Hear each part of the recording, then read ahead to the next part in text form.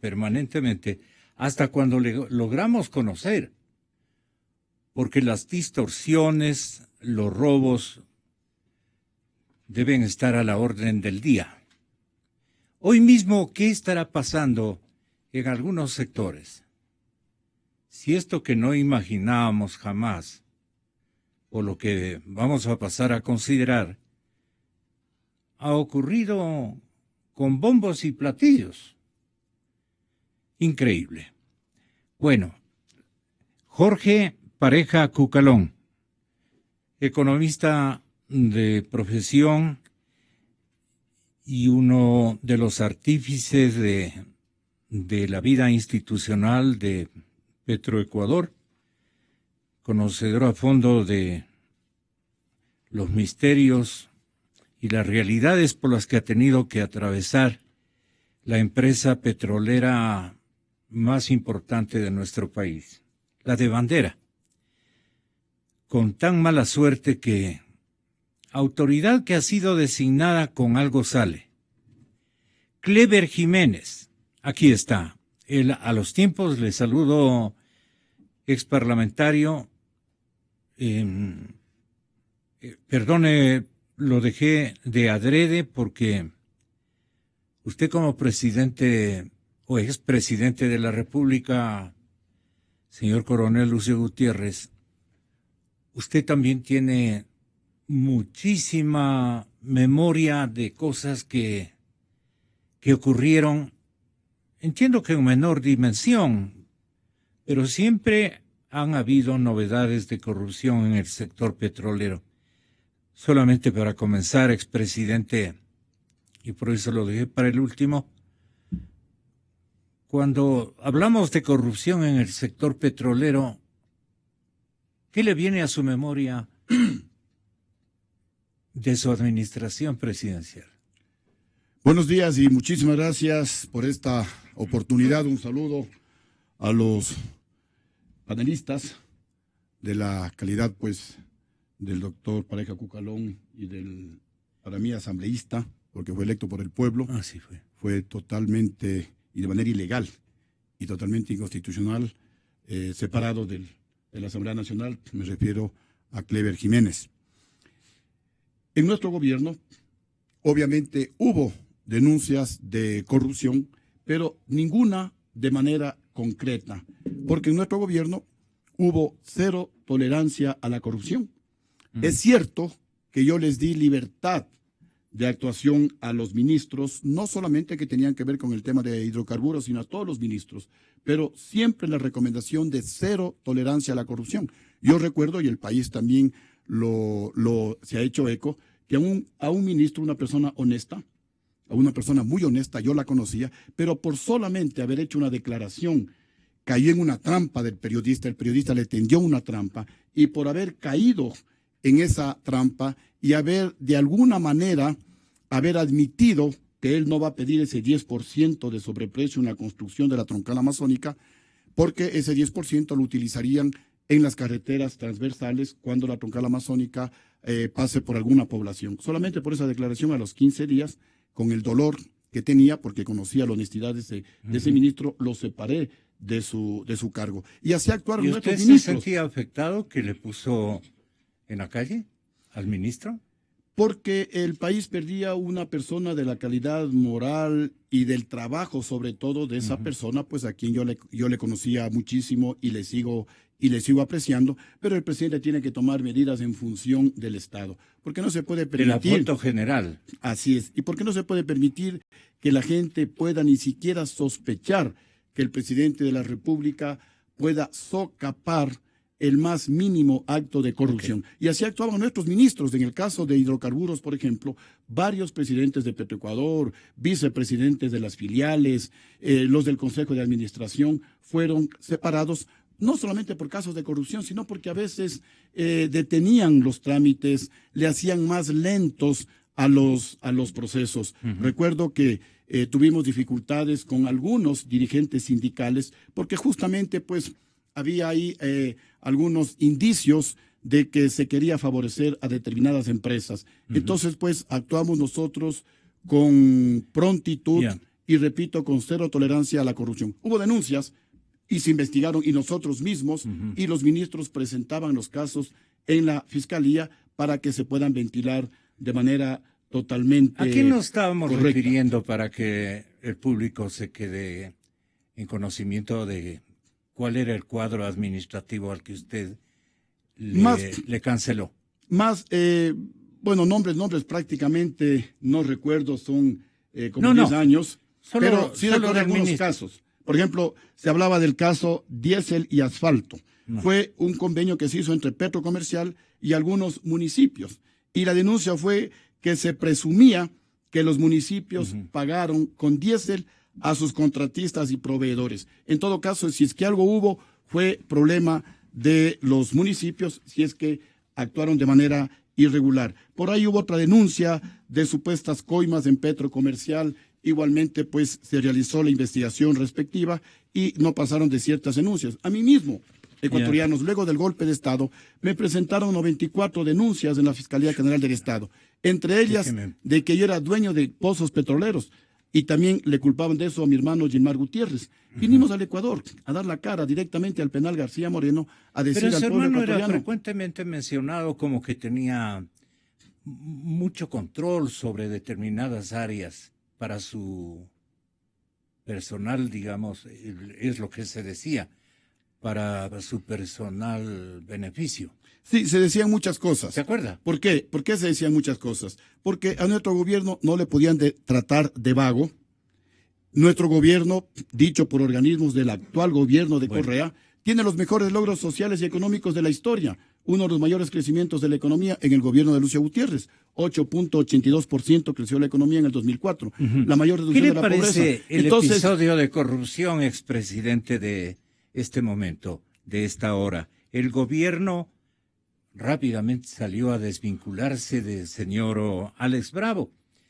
Se ha hecho famoso el señor Bravo porque es un ejemplo, entre comillas, desde luego, de que de vender cortinas, edredones, parabrisas, que no es malo. Yo también trabajé desde muchacho en actividades que mi madre me inculcó a trabajar y a emprender. Y yo recuerdo aquello con sano orgullo, ¿no? Pero Alex Bravo, claro, yo no pensé llegar a la presidencia de Petroecuador. Alex Bravo sí logró.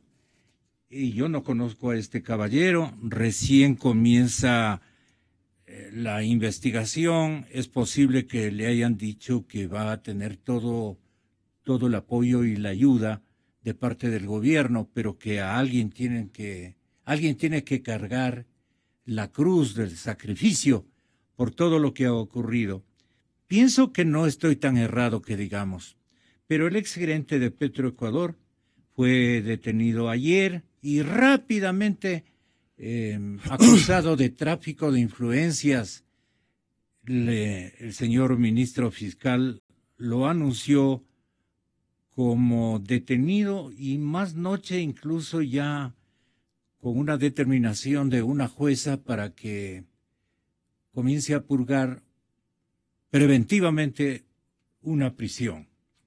Hay una mención de una operación de un exfuncionario público, el exgerente de Petroecuador, a quien se ha procedido a detener esta mañana. Estamos recabando todos los elementos que ya veníamos investigando y esperamos en la tarde-noche hacer la audiencia respectiva. Nosotros habíamos solicitado la Fiscalía solicitó una orden de detención, la que fue concedida por un juez. También se solicitó la posibilidad de allanar su domicilio. Esto ocurrió esta mañana y él está ya a órdenes de la Fiscalía. Es un proceso que vamos a investigar posibles infracciones de tráfico de influencia, eventualmente alguna relación con un enriquecimiento no justificado. Exa FM. Bueno, y a continuación el señor director del Servicio de Rentas Internas también dijo su parte, porque al parecer también allí habían dificultades que lo atribuían a una inconducta tributaria o algo por el estilo al señor Alex Bravo. Hemos descubierto irregularidades, tráficos de influencias, sobre todo digo tráficos de influencias a favor de la familia, a lo que hasta ahora hemos podido averiguar, porque evidentemente la situación puede ser mucho más grave. Eso llevó a que el día viernes el suscrito con el director de rentas internas presentemos personalmente una denuncia fiscal pidiendo la detención provisional por tráfico de influencias contra el ex gerente de Petroecuador. Esa denuncia fue proveída y esta mañana ha sido capturado para investigación. Que identificamos empresas nacionales e incluso empresas extranjeras que han tenido contratos con Petroecuador en donde se ha evidenciado el presunto delito de tráfico de influencias, y adicionalmente estamos investigando la posibilidad de indicios de defraudación tributaria. Así que todas estas relaciones han sido configuradas y han sido establecidas dentro de la denuncia que ha firmado tanto el Servicio de Rentas Internas en mi calidad de director general con el secretario jurídico de la Presidencia, para que se investigue. Exa FM. Los Panama Papers revelaron la existencia de 1.852 empresas creadas a través de esta firma Mossack Fonseca para ecuatorianos. Y de esa base, más de 900 son beneficiarios, 324 son intermediarios y unas más o menos 600 direcciones. El SRI identificó a 200 empresas más. Estos son algunos detalles hasta que la película se configure. Usted, distinguido invitado, ¿usted cree en esta película, expresidente? A ver, ecuatoriano, las cosas hay que decirlas por su nombre. Este gobierno nos va a dejar en herencia, primero, una deuda casi impagable, que bordea los 45.000 millones de dólares. ¿De dónde saca tanto? Tenemos aquí cifras que superarían ya los 41.000 millones de dólares al mes de febrero de este año. Aquí está. Tenemos pues estos datos del observatorio. Según el gobierno son aproximadamente 35.000 millones de dólares al mes de febrero, pero no están registrados, por ejemplo, los bonos, no están registrados la venta anticipada de petróleo, no está anticipada la deuda flotante del presupuesto, no está colocado la deuda a petroleras, no está colocada la deuda a los proveedores del Estado. Eso pues se calcula en 6.671 millones, dando una cifra de más de 41.000 millones. A esto habría que sumarle la última venta anticipada de 2.000 millones de dólares que realizó el gobierno a la China. Estaríamos hablando de 43.000 millones de dólares. Más se calculan en aproximadamente 2.000 millones de dólares lo que se debe a proveedores. Entonces estaría bordeando la deuda 45.000 millones de dólares. O sea, se cumple el techo que tiene. Estarían fuera de la ley. Porque no deberían superar el 40% del Producto Interno Bruto. Este año va a haber un decrecimiento de la economía del 4.5%, entonces el Producto Interno Bruto va a estar bordeando los 100.000 o un poco menos de los 100.000 millones de dólares. Sí, pero con lo cual el techo sería... El techo sería así, pues unos 37 a 38.000 millones de dólares de deuda. Con esta cifra... Se han pasado ya 10.000 millones. Nos estaríamos violando la ley que impide un endeudamiento de esa naturaleza. Un gobierno que nos va a dejar con el petróleo hipotecado por lo menos hasta el año 2026. Y una herencia de inmoralidad, de corrupción y de impunidad como nunca antes recuerda la historia de la patria. Su administración presidencial. Siempre que sale o cae en desgracia un hoy hay casos concretos. Están los Patiño Videos, la narcovalija, los helicópteros DRUB, los contratos del hermano del presidente con el gobierno del presidente Correa, está DUSAG, están los casos de Pedro Delgado, Petrochina. Usted no ha oído cuando fue presidente, todavía no aparecía la figura realmente de película que nuestra fuente Focus, una revista de opinión muy importante de estos días, ubica a Nilson Arias, el intocable de Petroecuador, le dicen. Nilson Arias, en lo que va de la Revolución Ciudadana, dice que han rodado decenas de cabezas en el sector petrolero. Otras se han reciclado. Pero al parecer hay una soldada con titanio, la del subgerente de Comercio Internacional de Petroecuador, Nilsen Arias Sandoval. En su tiempo todavía no aparecía este caballero, para nada. Así es. Para nada, ya.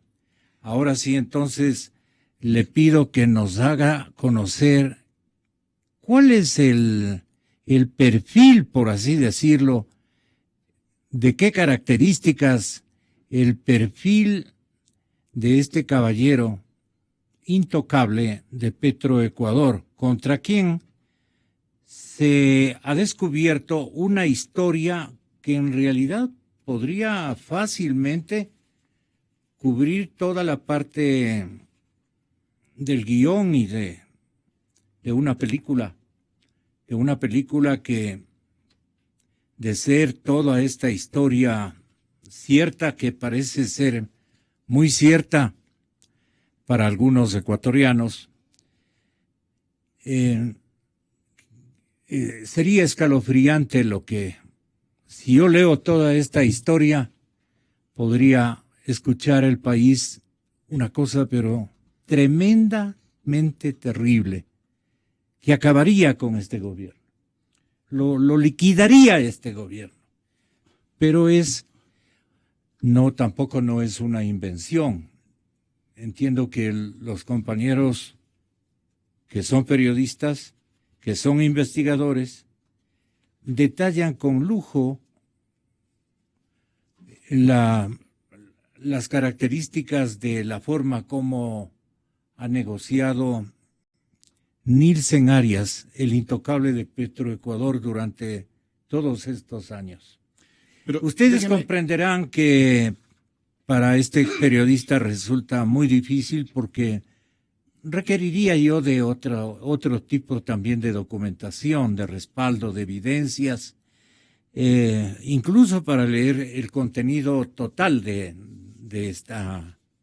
este relato. Pero quiero que Clever Jiménez, como ex parlamentario y hombre que ha sufrido en carne propia las circunstancias que yo quiero evitarles en mi contra, ¿no es cierto?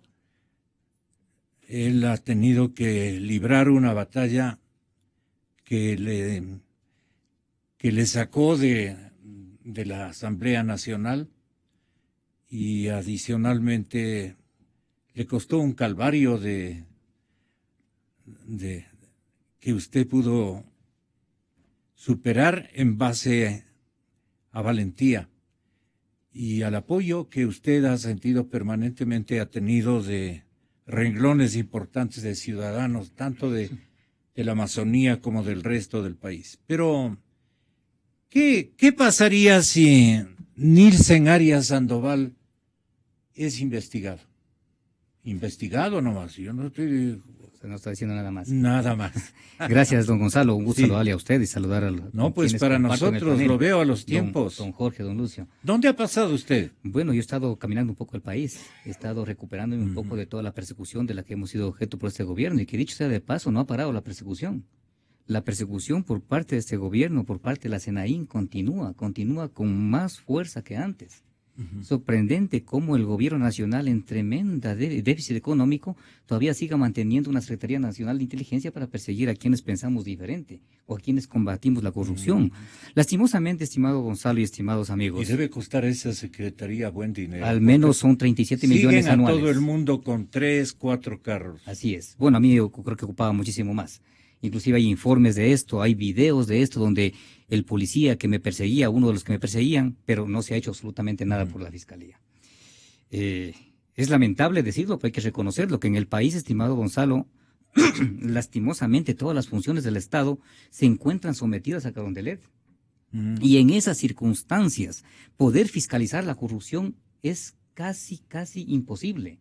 Lo poco que estamos conociendo ahora en petróleos, También hemos desnudado algunas cosas en las hidroeléctricas como Coca-Cola Sinclair, o en el tema de seguros y reaseguros. Cuando venía hacia acá yo escuchaba lo que usted entrevistaba sobre el tema de seguros y reaseguros, y hay cosas también lamentables en esto. Es decir, estimado Gonzalo, en todas las áreas económicas y a todo nivel, la corrupción es impresionante en este gobierno. Como dice la gente, la corrupción brama en este régimen. La corrupción Pero usted suena tiene durísimo. Evidencias de que eso realmente está ocurriendo. Además, las evidencias que hemos presentado a la Fiscalía, hemos presentado a la Contraloría, se están haciendo realidad en estos días. El tema de la refinería Esmeraldas, estimado Gonzalo, la hemos denunciado en el año 2011.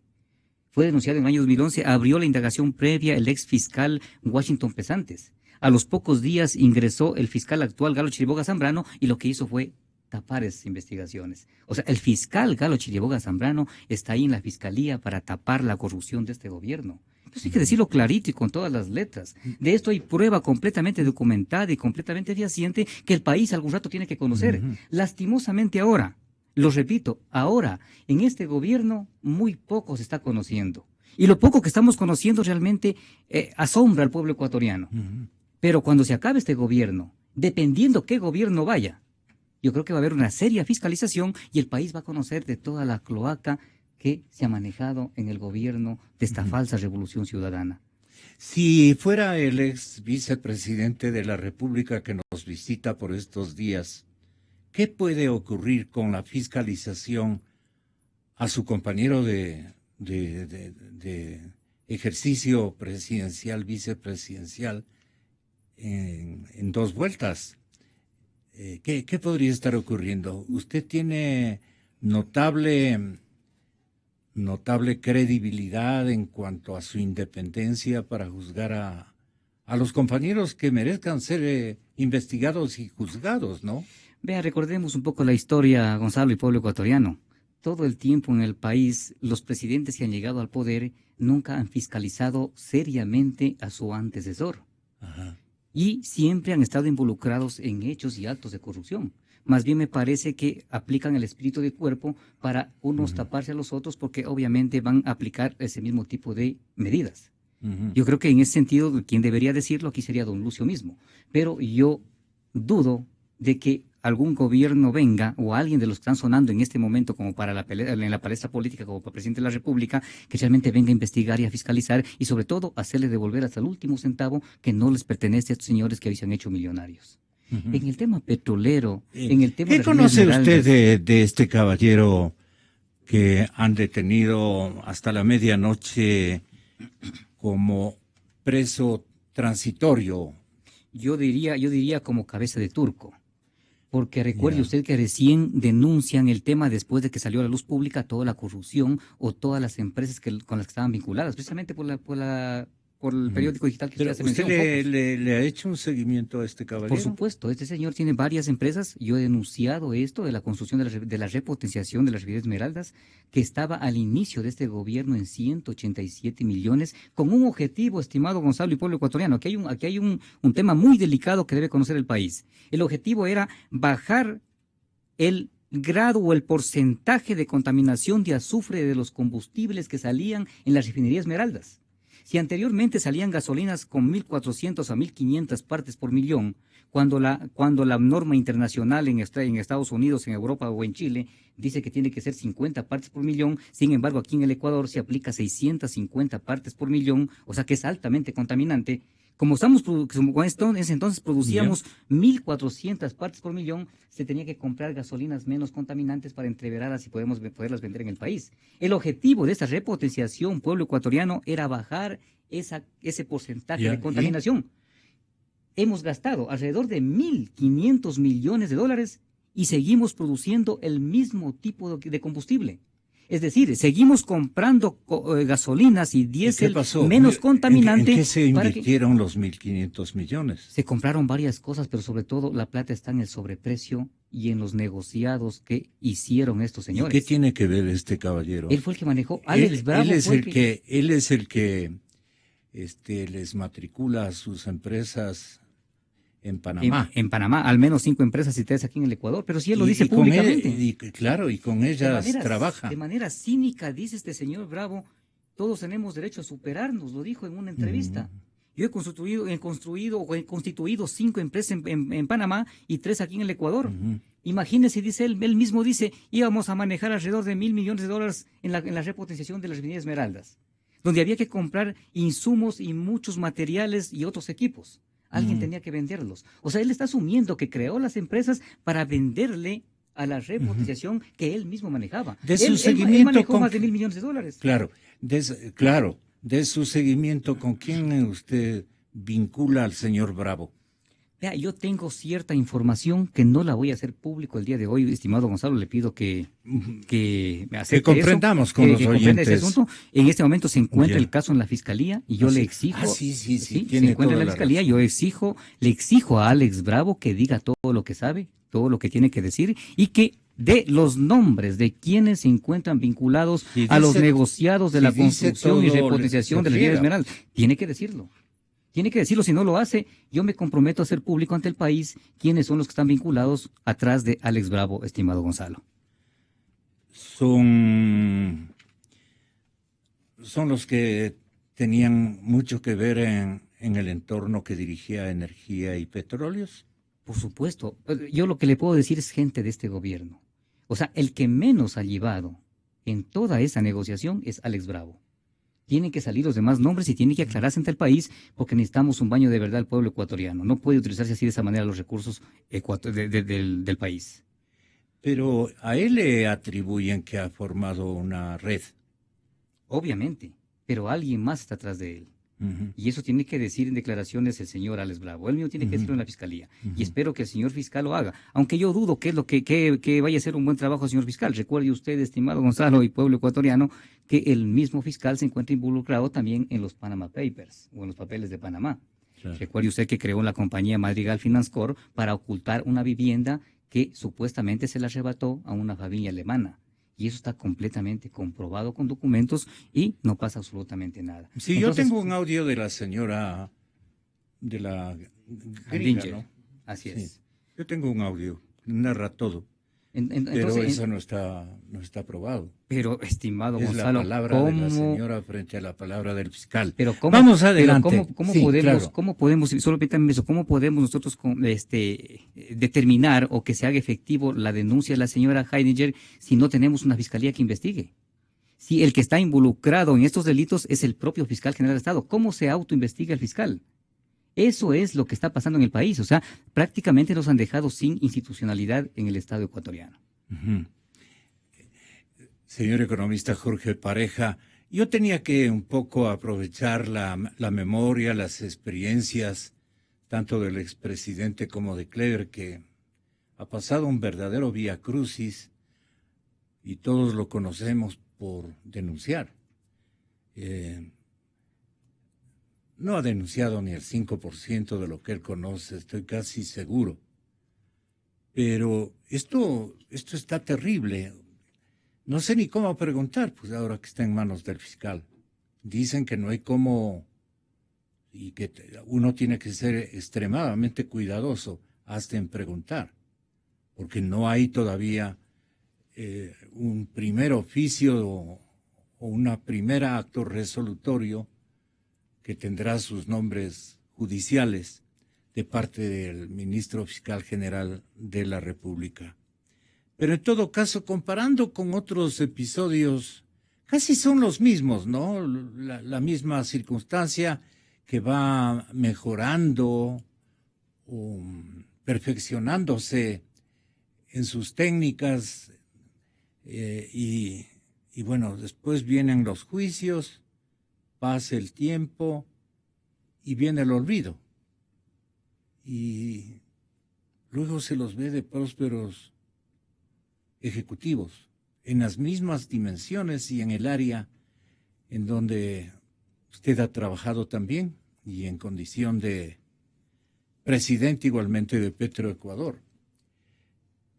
¿Qué podría comentar usted de esta desvinculación del gobierno del señor Alex Bravo, cuando hasta hace poquísimos días era el presidente de la mayor empresa petrolera?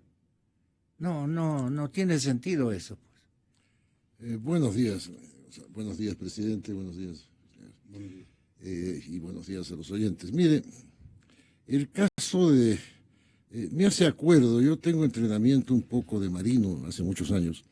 Antes del descubrimiento del radar, cuando había un enfrentamiento entre dos flotas, normalmente pues el comandante de una de ellas le pedía a los destructores que emitan humo negro por las chimeneas, cambiando la mezcla del diésel de las calderas, para formar una cortina de humo y así poder escapar, ¿no?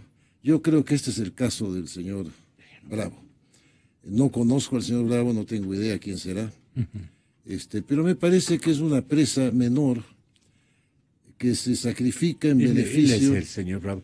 Usted tenía una fotografía, expresidente. Es para ver si las dos cámaras Son los mismos. A ver, son los mismos, sí. Porque él está con... En la que supuestamente está con el presidente Correa. No, ¿En serio? Está, ¿no? Supuestamente. Y me dice, ¿no?, que después no voy a decir el presidente Correa que no le conocía, el señor Bravo. Sí, por aquí está la fotografía que me llegó para compararla. Yo también no tengo el gusto de conocerle, aquí está. estaba bien. Es del señor Bravo. Parece que sí tiene bastante Parecido, por lo menos sí, al mío. Bastante parecido, sí. Aquí obviamente con un poco más de Ese pelo, es ¿no? del presidente. Y aquí está el Está más presidente elegante. Correa, sí. Ahí está, sí. Ese es el de don Lucio Vuelta. ¿Mm? Ese es el de don Lucio Vuelta. También El de tiene... allá es el suyo. Aquí está, sí. Es la fotografía que envían, entonces Ya. que no se diga que Sigamos no le conocía al señor adelante. Bravo. Bueno, decía yo que para mí el tema del señor Bravo es una cortina de humo, es como decimos, o como dicen en la sierra, yo soy costeño racionalizado en Quito, pero ya muchos años, es el Shuki del grupo, ¿no? Simplemente lo han puesto como cabeza de turco, con la esperanza, me imagino yo, en que se autoculpe de 2, 3, 4, 5, 6 cosillas que le cuesten unos meses en prisión, si es que va a prisión. Recordemos que el señor que se comía los cheques pasó muy poco tiempo castigado, y después saldrá a gozar de sus rentas en donde sea que le provoque ir. A mí me gustaría reflexionar en lo Pero siguiente. el jefe del que se comía los cheques, recordemos, él sí le tocó prácticamente pasar todo el periodo. Todo el periodo Sí. pasó. Porque me da la impresión de que lo consideraba un poco complicado al hombre y más bien preferían tenerle ahí detenido, ¿no? Sí, bueno, sí, puede ser. Pero mire, el hecho está de que es imposible que un funcionario de Petroecuador, no importa qué nivel tenga, pueda comprometer más de $1.000 millones con su libre voluntad y firma. Hay procesos que son necesarios observar. Nadie tiene capacidad en Petroecuador para girar $1.000 y pico millones. Ahí tiene que haber habido personas que aprobaron, que refrendaron, que autorizaron los gastos. Entonces, lo importante sería de que el señor Bravo nos explique o le explique al señor fiscal todo lo que sucedió detrás de su actuación. Es importante. Ahora, la Fiscalía no es la mejor fuente de confianza que tenemos los ecuatorianos, por lo menos hablo yo personalmente. Es casi como entregar a un ratón la custodia de una cacería, ¿no? Entonces no hay garantía de que va a ser una fiscalización profunda, que yo creo que es indispensable. Ahora, mire, pasando a un tema A ver, que usted... un fiscal más confiable para usted, ¿qué tendría que hacer? Pues investigar no solamente al señor Bravo, sino a todas las autoridades que le rodeaban, a quienes él reportaba y las personas que reportaban a él. Si tiene que ser una investigación global. ¿Usted tiene un croquis de a quién reportaba él? Bueno, un croquis mental, quiero decir. Sí, bueno, ¿no? siendo gerente de Petroecuador, tendría que haber reportado, la palabra en español no existe, pero reportado lo entendemos todos, al directorio. Al directorio de la pues Petro. es el órgano normal para que el presidente de una compañía reporte sus acciones. Aparte de eso, se supone, digo yo subrayando, se supone, que tiene que haber una auditoría interna y una auditoría externa que autorice y vele porque todos los pasos dados sean los apropiados dentro de los niveles de gastos que son autorizados a cada persona. Ahora, hay mucha gente o subordinados que tienen que pedir, gaste usted, señor presidente, $20 en papel higiénico para la sección 3 de la refinería. Tomo el ejemplo un poco ridículo. Entonces, él toma nota de ese pedido y dice, apruebo. Y si excede los $20, estoy inventando las cifras, tiene que ir a pedir permiso al directorio. Hay procesos muy claros, de manera de que yo no veo cómo es posible que un gerente de Petroecuador, sea bueno, malo, es lo de menos, pueda por sí mismo y ante sí mismo haber girado prácticamente $1,000 y pico de millones de dólares en gastos o en adquisiciones. Y además recordemos el sector en general, Gonzalo. Recordemos la no nata refinería del Aromo. Allá hay 1.200 millones de dólares invertidos en una hermosa super cancha de fútbol. Inclusive con indignación el otro día observaba de ellos un pequeño articulito que yo hago semanalmente, sí, de que ahí había 140 casas, no sé para qué. Y esas 140 casas del Aromo, según declaraciones oficiales de un señor Andrade que maneja eso, se entregaron a los burócratas para oficinas de Manta. Entonces, yo me indigné honestamente como ecuatoriano porque pensé, 140 casas son cabida para alrededor de 1.000 refugiados o 1.000 damnificados, ¿no? Más o menos, 6, 7 personas. Y les dan a estos. Y les dieron a los burócratas de Manabí. Eso para mí personalmente, como persona, creo que bien nacida, me indignó, ¿no? Y el resto es un heral, ¿no? 1.200 millones de dólares. Recordemos que el mismo presidente de la República reconoció que la instalación de Monteverde estaba sobrepreciada. Recuerden ustedes, en la inauguración lo dijo el señor presidente. Eso costó 750 millones de dólares cuando estuvo presupuestada creo que en 300 y pico. El mismo presidente reconoció el sobreprecio, pero no se hizo absolutamente nada. Recordemos Bajo Alto, en la provincia del Oro, una planta que se está hundiendo por falta de estudios de ingeniería de suelos, también 100 millones de dólares. Alguien mencionó, no sé si es el presidente o Kleber, respecto a las ventas a China. El país está prácticamente hipotecado a la China. La producción petrolera se ha detenido, es decir, se mantiene un perfil petrolero que no es mayor que el que existía en el 2006. ¿Por qué? Porque no ha habido exploración, no ha habido estudios, no ha habido inversión. Hay que recordar una máxima petrolera que es el 1 por 1, la tabla del 1, parece muy sencillo. Por cada barril que produzco tengo que encontrar un barril de reserva recuperable. Eso no se ha cumplido y tenemos petróleo por poco tiempo. Otro aspecto muy importante que usted mencionó tangencialmente es el hecho de que el país es deficitario en producción de combustibles. Parte de ello lo señaló usted. La otra parte es que cada día crece la demanda por combustibles en el país, porque hay más automóviles, por una serie de factores. En cambio, la oferta de combustibles en el país es estática. Son, buenos o malos, 174.000 barriles diarios de capacidad de producción. Esmeraldas, La Libertad, Chuchufinti. O sea, de aquí en adelante, la diferencia entre las curvas de oferta y demanda de combustible va a ser mayor. Yo he calculado, a ojo de buen cubero o mano alzada, que en los próximos 6 o 7 años, y le voy a explicar por qué 7 años, vamos a tener que importar entre 14 y 18 mil millones de dólares de combustibles. Dependiendo del precio, porque es difícil saber qué precio va a estar.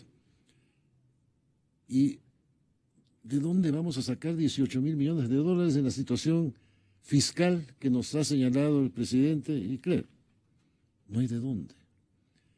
Ahí uno empieza un poco a imaginar, porque la información pública es tan escasa. Están en todos los gobiernos anteriores que yo recuerde, había información disponible para el público y aquel que quisiera averiguarla sin ninguna malicia. En todos los gobiernos que yo recuerdo. desde el tiempo de Galo Plaza, Yerobi, etcétera.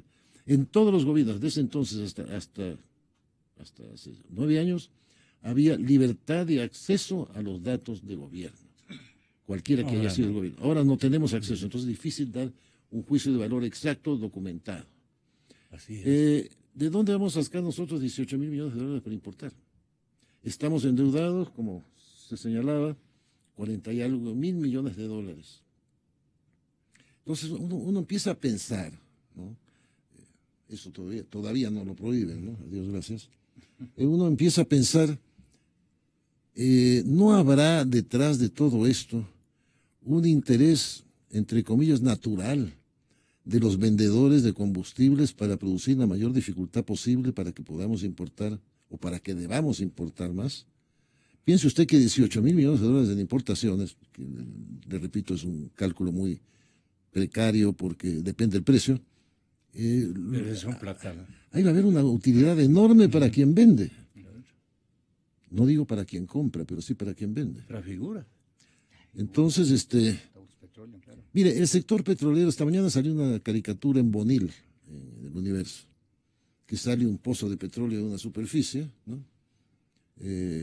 Y hay alguien pinchando con una aguja y dicen petróleo, no, corrupción. Mire, yo quisiera terminar porque no hay datos, desgraciadamente no hay documentos, salvo usted que se dedica a eso con mucha efectividad. Me gustaría terminar con aquello que le decía don Alonso Quijano, el Quijote, a su buen amigo Sancho. Decía, Sancho, amigo mío, huele más no a rosas. Huele mal. Y hacer que huela bien va a costar muchísimo trabajo, va a costar un gran sacrificio, y no sé a dónde nos lleva el país en este momento. ¿Qué ustedes piden de este proceso de investigación, del cual usted y su administración, expresidente, salen como niños de brazos? Lo que nosotros proponemos y estamos dispuestos a apoyar al próximo candidato a la presidencia de la República, que se comprometa a más de solucionar la gravísima crisis económica, a hacerlo con la crisis ética. ¿Cómo? Primero, desmontando todo el aparato de corrupción, persecución e impunidad montado por el actual régimen. El problema es que ellos mismos van a quedarse. Justamente con el 40% de... solamente con el 40% de la votación total, ellos van a hacer unos remiendos argumentales y se van a quedar con la presidencia de la República, es lo que he oído manifestar a ex integrantes del Consejo Nacional Electoral. Bueno, ese es el objetivo, ¿no? Ahora, ¿cómo lograrlo? Se firmó un acuerdo nacional para la transparencia electoral. Y aprovecho la ocasión para motivar a todas las organizaciones políticas. Si no nos unimos, nos hundimos. Si no nos unimos y controlamos el próximo proceso electoral, los muertos seguirán decidiendo por los vivos. Y los migrantes ecuatorianos que fueron accedidos hace 15 años seguirán votando el día de las elecciones. Si hacemos un control electoral, no hay forma de que cualquier candidato que ponga el gobierno gane en las próximas elecciones. Y ahí sí se puede cumplir este compromiso de desmontar todo este aparato de corrupción, porque no podemos tener una Contraloría, una Fiscalía, Cortes de Justicia que tapan las pillerías de funcionarios del actual gobierno y persiguen a todos los opositores que denunciamos corrupción de este gobierno.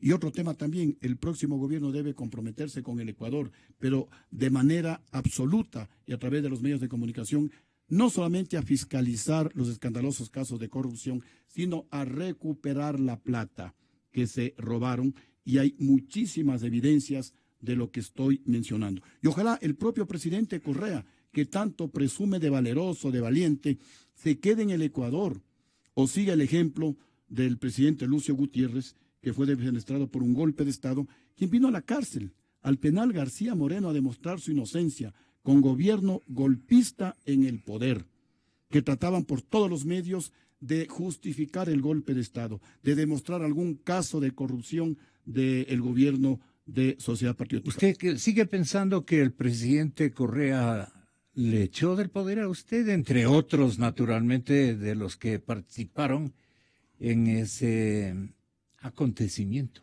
Yo voy a demostrarles a través de un libro que lo tengo listo está preparando a editar, en donde se demuestra con evidencias que el que estuvo detrás del golpe de Estado, ¿con evidencias? ¿Tiene sí, fotografías? el que financió, sí, con evidencias, con publicaciones, el que financió el golpe de Estado en contra de Lucio Gutiérrez fue el expresidente Hugo Chávez.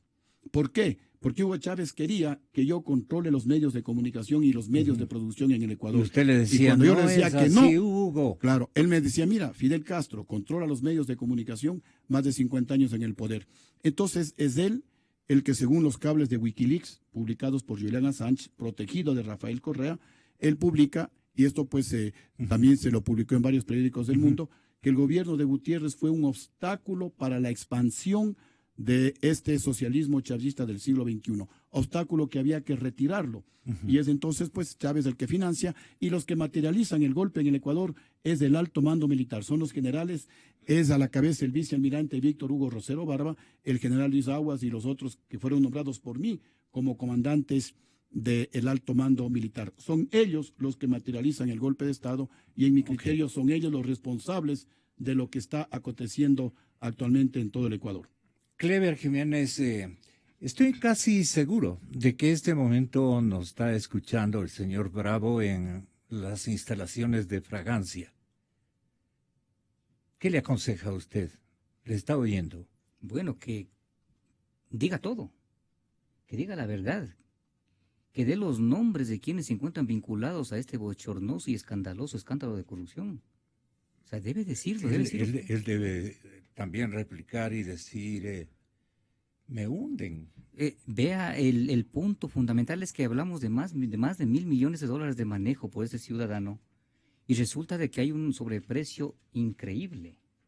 Hay contratos sobre contratos, o sea, hay montos que tenían que costar 4 millones, terminaron costando 25 millones. O sea, hablamos de una cuestión de corrupción increíble.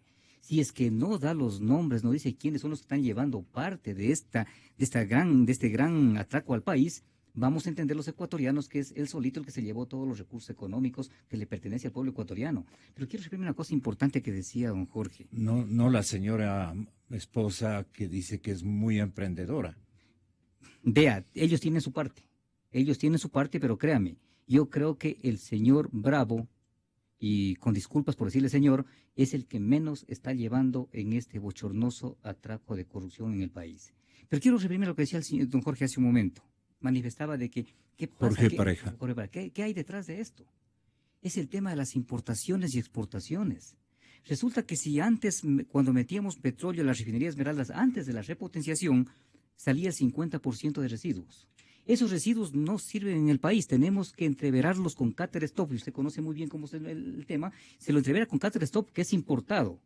Pero en esa importación ya hay intermediarios, y los intermediarios llevan su parte y son parte de este mismo gobierno y de todos los gobiernos. Lastimosamente, en todos los gobiernos, don Lucio, nunca se aplicó una orden, un decreto ejecutivo para decirle, inyéctese en las refinerías Esmeraldas petróleo de 28 grados API, que sí hay en la Amazonía, y que la refinería fue construida para eso. Ningún gobierno lo ha hecho. Pero lo más lamentable es que en este gobierno esto se ha acrecentado. Entonces, no solamente es en la compra del Cáter Stop, sino luego se lo entrevera con los residuos, se convierte en un producto que se llama Fuiloy, y este Fuiloy hay que venderlo porque no lo consumimos en el país y lo mandamos a la costa oeste de Estados Unidos, pero otra vez a través de intermediarios. O sea, Petroecuador no tiene capacidad ni para comprar directamente el Cáter Stop, ni para vender directamente nuestro Fuiloy. Distinguidos caballeros, muchas gracias por haber asistido a este conversatorio. Estaremos mañana con seguridad con ustedes. Que Dios bendiga al Ecuador. Alegrías y dolor con gente linda y con canallas que nos roban la ilusión. No le teme al porvenir, que no se deja derrotar. No me pide visa y al que siempre quiero regresar. Inicio de espacio promocional y publicitario. Así como te avisan cuando empieza el espacio publicitario. Con Internet Fácil te avisamos cuando empiezas a navegar. Sin trámites ni mensajes de activación. Recibe 15 megas al día por solo 50 centavos. En prepago, conéctate con la forma más fácil de navegar. Movistar. 15 megas caducan a las 23:59. Paquete recurrente se renueva y cobra automáticamente las veces que necesites en el día. Más información en www.movistar.com.es. Amigos, familia, novia, mi gato, mi perro, todos. En mi Kia Cerato Forte llevo a quien quiero a donde quiero. Dinámico, seguro y potente. ¿Qué más puedo pedir? Aros de aluminio y halógenos para sorprender a todos en la oficina. Y garantía 5 años o 100,000 kilómetros. El Kia Cerato Forte no para de sorprender.